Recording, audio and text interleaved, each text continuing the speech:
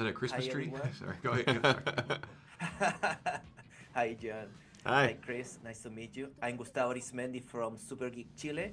Welcome to the Star Wars lore. Yes. Thank you.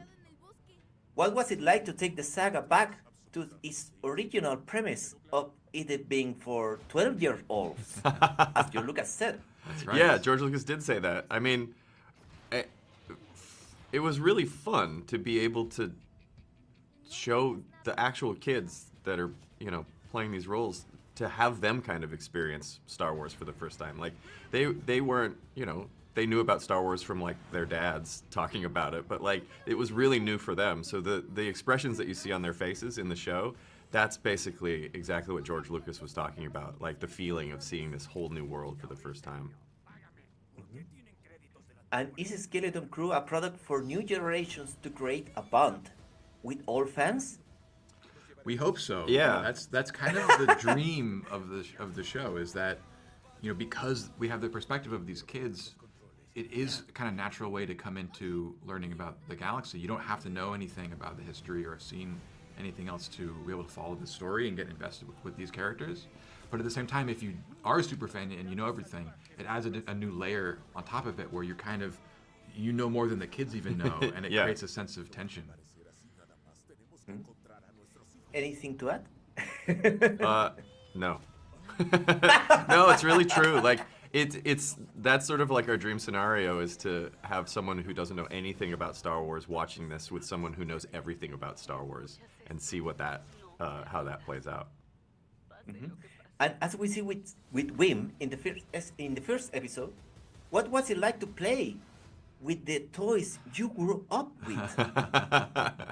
Yeah, Yeah. good. Well, we wanted to. There's a line we didn't want to cross, where we didn't want it to seem like he was playing with Star Wars toys from Earth. We didn't want it to seem like he had seen the movies. Yeah. His version of understanding Jedis were, in his universe, it's like they're the Knights of Camelot or fairy tales or something. And his toys, that's not supposed to be Darth Vader. That's just an angry Jedi and a good Jedi, and they battle. So we didn't want it to be too self-reflective, but we wanted it to be what would be natural in the actual setting, that kids would think Jedis were cool. Yeah. Yeah, it's the idea of like having old sort of like Okay. tin toys or like old toy soldiers that you would play with. Yeah, but both of you. Oh, yeah, played we got to play with the toys. Oh, that we got to play with toys? I mean, Yeah.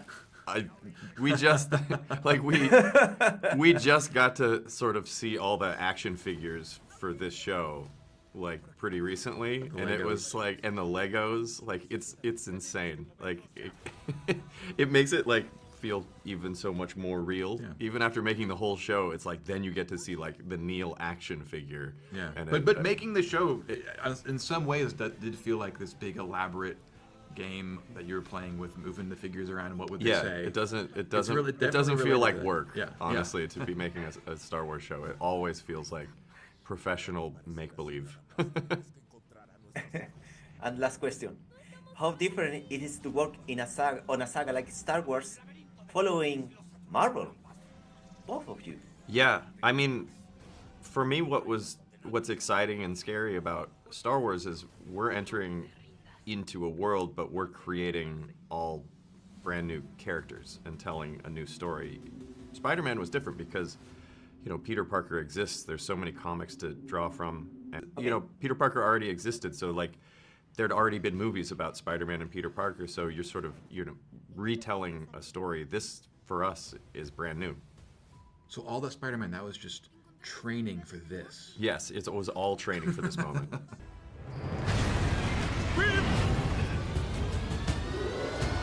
We don't have any more minutes. So Oh, okay, sorry. From Chile, I only have to say, que la fuerza los acompañe. May the force be with you. Yes, Thank you. All right, have a good